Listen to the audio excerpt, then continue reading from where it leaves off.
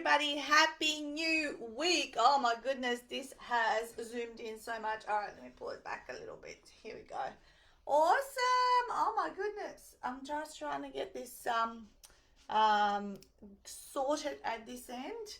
I have to stand so far away. Hang on, you guys. Let's get this operating because I'm in stand-up mode this morning. Oh look, you can see my shorts. Actually, I feel like I need to be closer to the computer. Here we go. All right, so happy new week. I've got everything organized because when you go live nowadays, for some reason, Facebook just zooms you right in so you don't look like when you started. So today we are going to talk about what's your next step. I want to bring that topic up because it is the end of the year. And just coming off our planning day, which was last Thursday, the 3rd of December, and we talked a lot about different aspects of, what people's 2021 is going to look like, and really what those next steps are, and what did they do this year, what can we celebrate, how we can reflect upon that, and then what will happen, next year, and how do we map that out. So we had an amazing day, planning day. Today I'll give you a little flavor, I guess, of what we kind of spend a lot of time doing.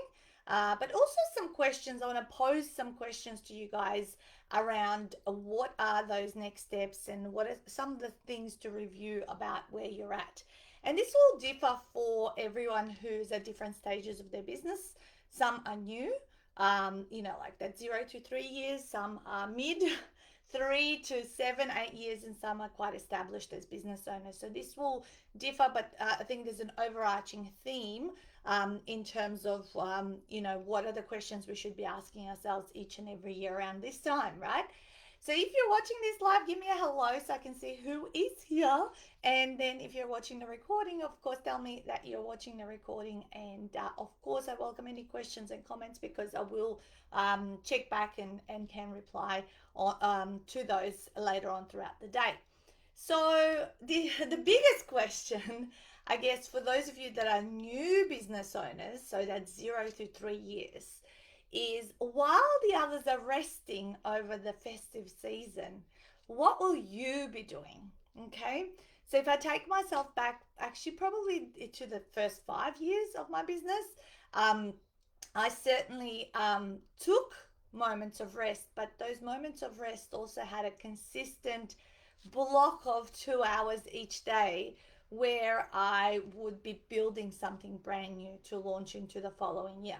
Okay, whether it was writing a new program, a book, something that I had to organize around the business, I certainly did not have like a full just shutdown period. Actually, in fact, only this year, 10 and a half years in, we are for the first time going to have a 2.5 week period starting next Friday from the 18th through to the 4th of January, period where, that's we're shut down for the Christmas season, if you like, or the New Year's holidays and all that kind of stuff. So while others are resting, what will you be doing? And there's plenty of time in the period of when things are slowing down and nothing much is happening and no, like too many online events or, people are into that, there's more time in our days.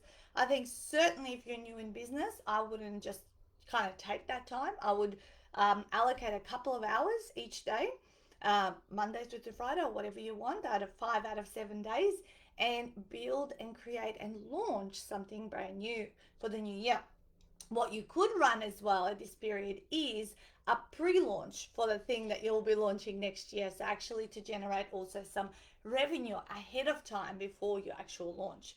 So think about what that may look like for you. And it is that perfect time to create a new product, a new offering that's going to become part of your infrastructure into the following year. Imagine you just did that, even just that once a year, which is what I did over 5 Christmases my first 5 years. I built up so many products and manuals and things like that, so that nowadays when I pull stuff together, I actually have so much value to give people because, to build intellectual property and products takes time, right? You do it one at a time. You don't do it all at once. When people see how many things I've got, planners, diaries, 12 different titles of books, all of this, other intellectual property. I could never do that. But it wasn't done overnight. It was just one thing at a time. All right. So the next thing is reviewing your comfort zone. Okay. Reviewing your comfort zone. Have you been living there a little bit too much or for too long? And how many times this year did you really get uncomfortable? Yeah. What is it that you did this year? Write down what is it that you did this year that really made you uncomfortable and stretched you. And it should have been probably quite a few things because with the onset of the pandemic, we were all highly challenged and made uncomfortable, right? So when you were made uncomfortable, what actions did you take to push out of your comfort zone? Or maybe you chose to wait it out, which I'm so glad I didn't choose to wait it out because it's going on and on and on and on, right? And so, how did you pivot? Or if you haven't as yet, and you're still waiting it out, maybe now is the time to go, what are the new things that are really going to push me out of the comfort zone that I'm going to do next year? So for me, the massive changeover from an offline touring person, live retreats, and all that kind of stuff, moving everything on Zoom and continuing the business was really uncomfortable. It was really unfamiliar. It was really awkward. It was like just like the real life versus the online world is quite different. But you can discover that comfort zone there with repetition. So with repetition, something becomes a new comfort zone. So, right now, standing here in front of you tomorrow, we will be running our 31st online half day seminar after I had done over 300 face to face. So, am I comfortable doing them now? Absolutely. I actually really love it. And I have found the fun in them and I have found how to run them really effectively, efficiently, how to connect with people, how to follow up, all that kind of stuff. But it was like really uncomfortable for the first couple of months. It was just like, oh, I don't like this. I'm not used to this and all that kind of stuff. So if you have been living in your comfort zone, what are a couple of things that are you going to now tackle into the new year that are really going to stretch you? And I guess with the comfort zone, it's something like we need to get comfortable with being uncomfortable, and then it's kind of you recognize that feeling and you're able to move through it and take action more frequently and keep pushing those boundaries more and more. All right, so write those things down and acknowledge the ones that you were really uncomfortable about this year, and what is it that you did, because it is time to also stop and celebrate. Because when we don't celebrate, then it's not doesn't feel like we're really reflecting and giving ourselves a pat on the back. So really, you have to stop, celebrate, and definitely coming to this house on the Gold Coast, setting it up, and still continuing to run everything. But we've taken these few months of being here as a form of celebration and giving ourselves a pat on the back and I guess reaping what we've sown throughout the whole year. All right, so the other thing to think about in terms of what will you do next, actually, it's the opposite of what will you do next. What will you stop doing? All right, good morning, Janine. So what will you stop doing? Really important question to ask yourself at the end of every year is, what will I stop doing? What will I declutter out of my life? Yeah, because sometimes, again, comfort zone, this is the way I've always done it. This is the way it's always, kind of worked for me. But is it really? Because sometimes some things that we do for ourselves and our businesses, they no longer serve us and they're no longer the best use of our time. And if you want to be more effective and more successful next year, you have to review what are the things that are actually not bringing in the results in your life and business, and you need to stop doing them, okay? Because you need to make time to do the things that do work. So reviewing, where do 80% of your results come from? And generally it'll be from 20% of your activities. So working out what the other 80% of the activities are and actually choosing to stop doing them so you can make more time to do something else.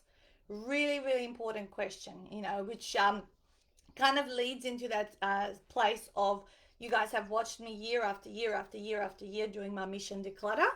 And that's the perfect time of the year right now. And the last thing I encouraged my planning day participants last week to do is actually, now that we have a little bit more time, and we're not in events and things are slowing down as we're entering the holiday season, now is the time to spend maybe 15 minutes a day decluttering our apps on our phones, decluttering our desktops, decluttering our files in our computer, decluttering our inboxes, and the filing system that you have in your email system. So that's your electronic declutter. And of course, then your physical space, going from drawer to drawer, room to room, and all that kind of stuff.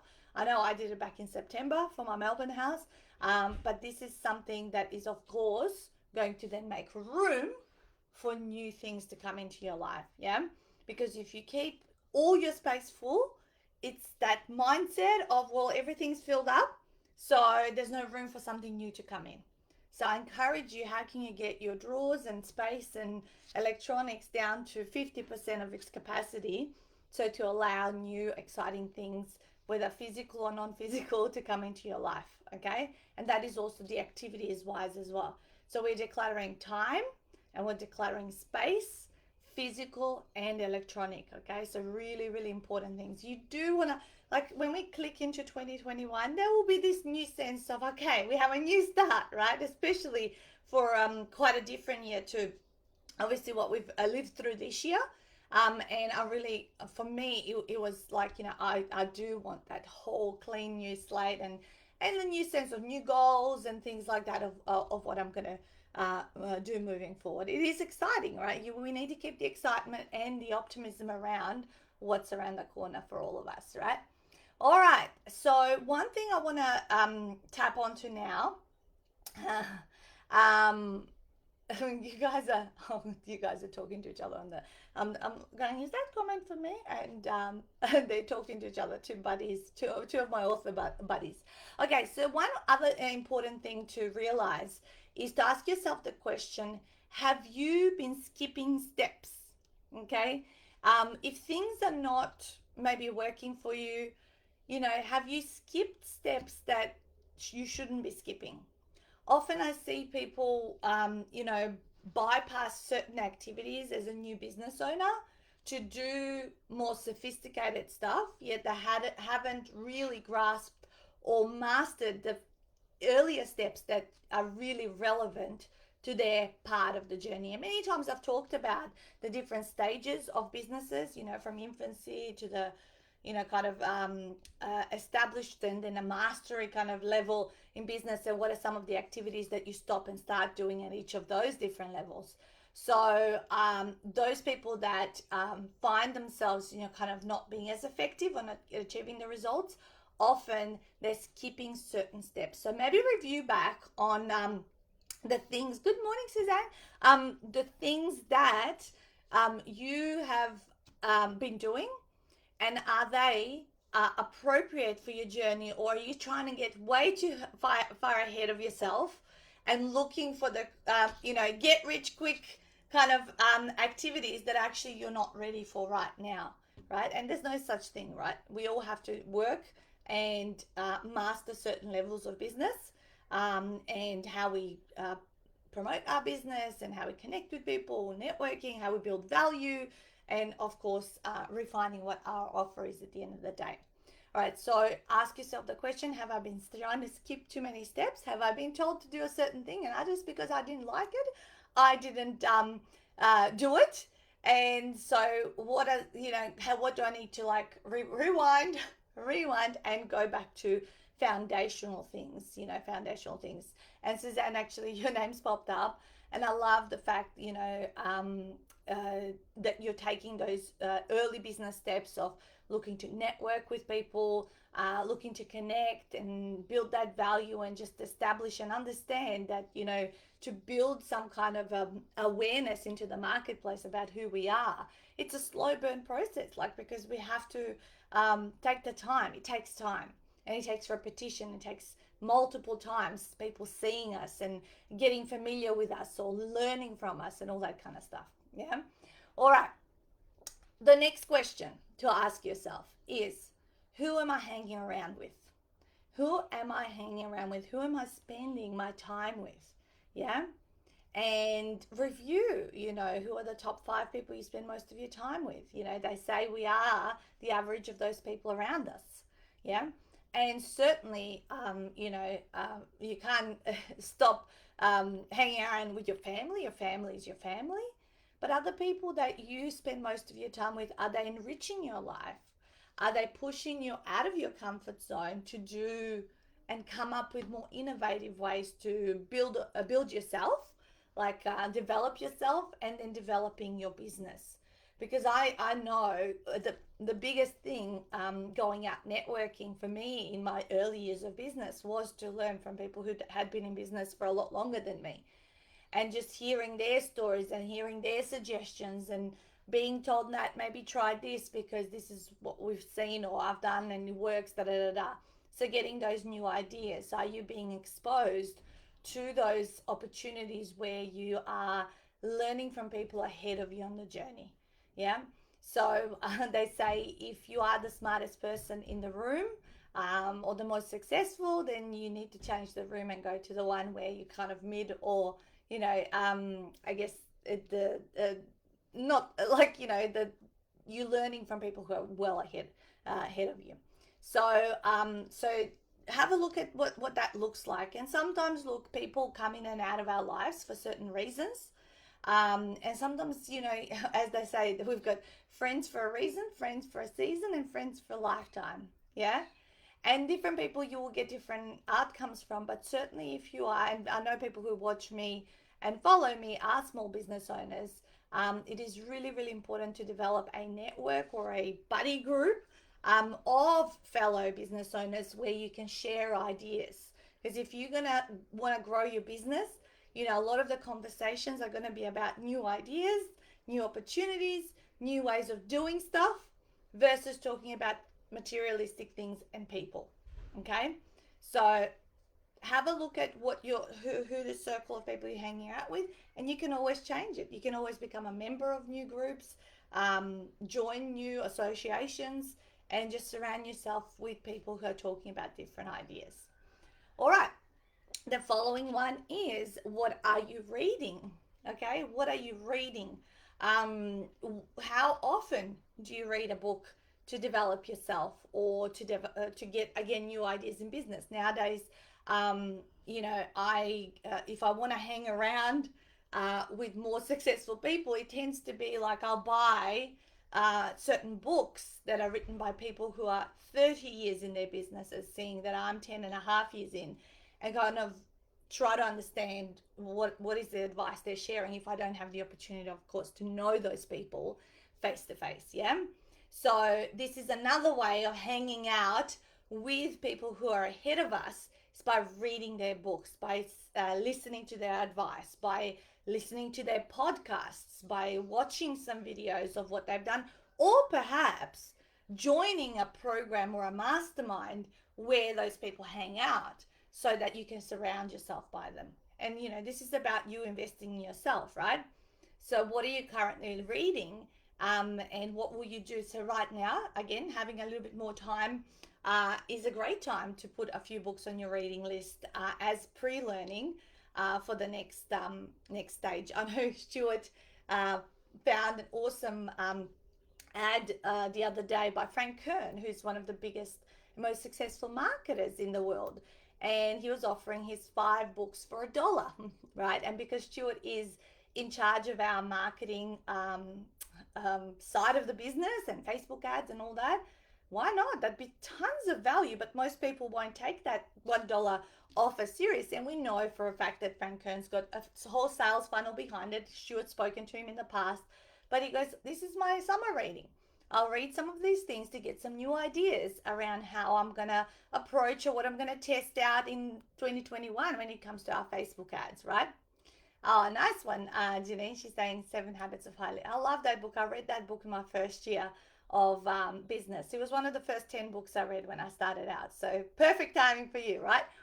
And so yeah, and each time you reread, it also highly recommend sometimes rereading certain books that you read in the past, because you're going to be reading it from a whole new perspective. from a whole new time of your, I'm sure, Janine, if I reread Seven Habits of Highly Successful People, it'll be kind of new again, because obviously I don't remember every single thing that was written there, but I'm going to be looking at it from me 10.5 years in business, not me 1 year in business. And I'll perhaps pick up new insights and new aha moments when it comes to, the things that Stephen Covey talks about in that particular book. Yeah, get it out again, Suzanne. Currently, I'm reading. Let me show you guys. I've got two books.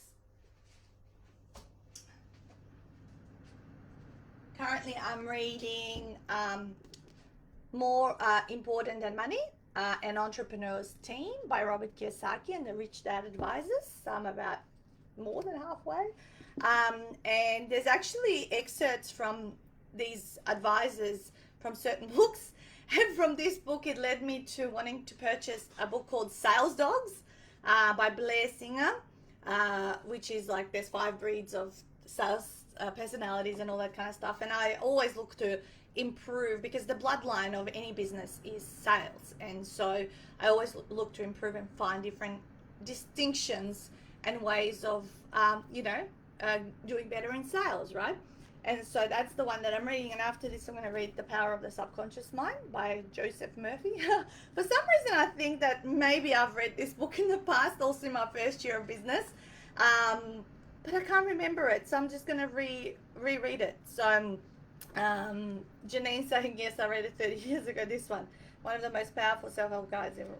I don't know. I actually walked into a bookstore here in the Robina shopping center, and these were like for $13 on the table. I go, it was just like, I walked in, I looked at it, I go, that's it, I'm getting them. I didn't, like, it was just like perfect. Sometimes you hang out in a bookshop for so long, and then it's like, can't find anything or can't make a decision what to get, and these were like just on the table, and I said, nah, these were put there for me to get. So that's what I'm kind of, because I'm not much of a fiction or story like or fantasy, which is what Stuart likes to read. I'm not that kind of a, that doesn't fill me up, if you like. I love personal development stuff, and that's like kind of gives me ideas, and I kind of get the best out of both worlds. I'm chilling out and reading, but at the same time I'm developing myself. So that's kind of been my my attitude towards reading and what I enjoy. Like, so I'll enjoy health stuff, I'll enjoy personal development, and then the business kind of stuff. So there you go. All right, and the following one comes into like, what are you listening and watching? So that goes from the reading. So if you're not much of a reader, so I'm not a big fan of audiobooks, but I can tell you all these trips that I need to make, say, between Gold Coast and Brisbane, are 1 hour trips, and then 2 hours on the way back. And I've been listening to a book called Raising Girls. I read the book called Raising Boys from the same author, and then I found the audiobook on Raising Girls, and I go, well, I'll get that as audiobook, because I had a few credits on my Audible membership, which I've cancelled since, because I just don't listen to audiobooks. It's not my thing, in one or the other. But I've actually enjoyed, if I have to do a 2-hour drive, I'd rather not just, waste that time. So I've listened to that book, and I've got another trip into Brisbane this Thursday for our authors lunch catch up. So I'll be listening to that, and I'm nearly through that book, which is really great. Again, a way of developing myself as a parent and understanding, I guess, the different stages that girls go through. And then I read obviously about boys, and kind of just knowing what's coming next, if you know what I mean. And I certainly like to watch from time to time some short videos, like on YouTube. Like I'll choose stuff, and this is what I do when I feel stuck for content, when I feel stuck for ideas, when I get like that writer's block. Because obviously every Sunday I have to sit down and come up with a couple of content pieces that I'm going to share with you guys on Mondays here in my author group. And that's always like, okay, how can we, mix this up? What else? What's a good theme for the day, and all that kind of stuff. And whenever I feel stuck really around those things, I start to listen to other people, and I listen to what they say, and sometimes something clicks, and I go, oh, that's an interesting insight. And I'll take one idea that I got from it and then relate it either to a story from my life, and kind of make sense out of it and say what I want to say in my own words. So I use reading, listening, and watching as a bit of a inspiration, and just to get the flow again of content development and creation going. So if you're ever stuck in that way, that, or you're one of my authors and you're stuck and you like you don't know what to write about anymore, like just go and watch. I'm not talking about copying other people. I'm not talking about like literally regurgitating what someone else is saying. I'm just saying like just kind of read and make sense out of it yourself, because in this world, guys, nothing is brand new. Everything has been learned from a compilation of who we've watched, what our experiences in life are, what we listen to, what official formal education maybe we have had. Maybe our clients have taught us certain things. Like, it's just a mixture of stuff, and then we pull it all together, make sense out of it, so we can then communicate a certain way of what we do and how, what we believe and how we communicate. Because really the secret to also being successful is to develop our ability to communicate. By being able to develop our ability to communicate, we also then become better at converting into our business and selling and all that kind of stuff.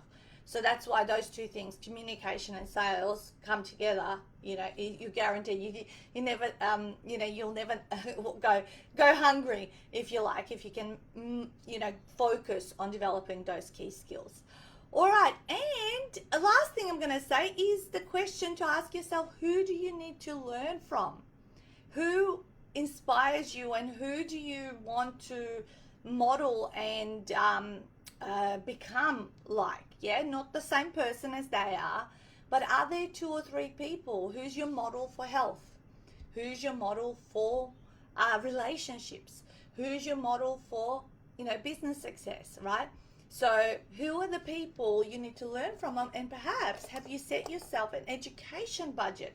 How can you tap into what they do, invest in some programs, or again, surround yourself by that person in whatever shape or form? Because I'm sure everyone that we are inspired by generally has some kind of a public profile, and we kind of go, oh my gosh, I really admire who they are. And I'm sure that person has created different opportunities to read, listen, or do some of their stuff like that offer in terms of their programs. Yeah.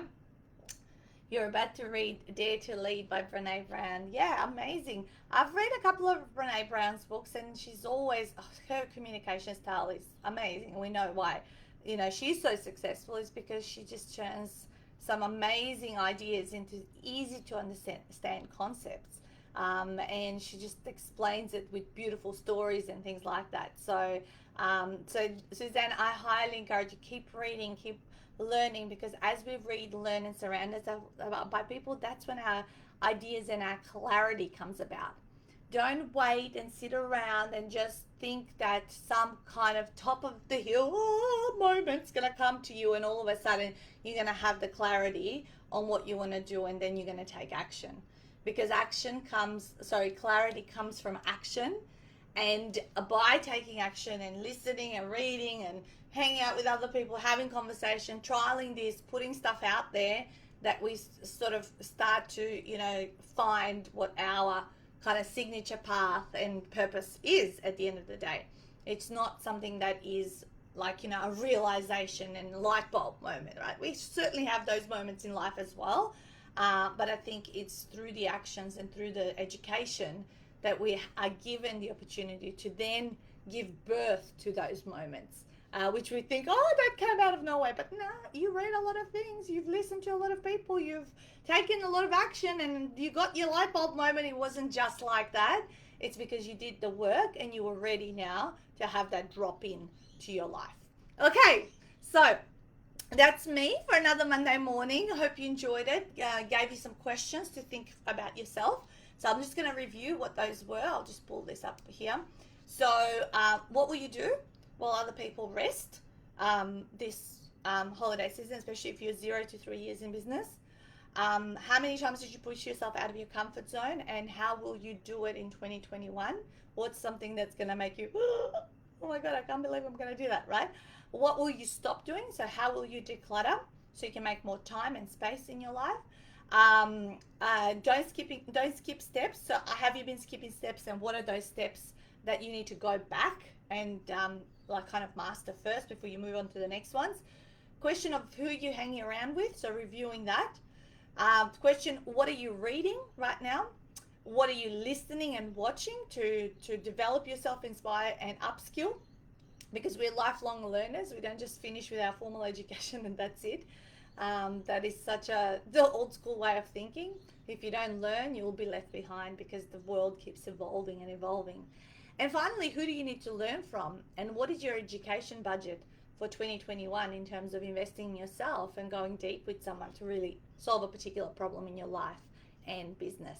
All right, so have an amazing week ahead. We've got one more live with Nat next Monday. If you have any specific ideas or questions, or you want to give me the gift of content, so I don't have to think about it too much next Sunday, I'll create something for you guys, and we'll wrap up the year, which means then we'll come back about 3 Mondays after that into the new year, because we're shutting down for the first time in 10 and a half years.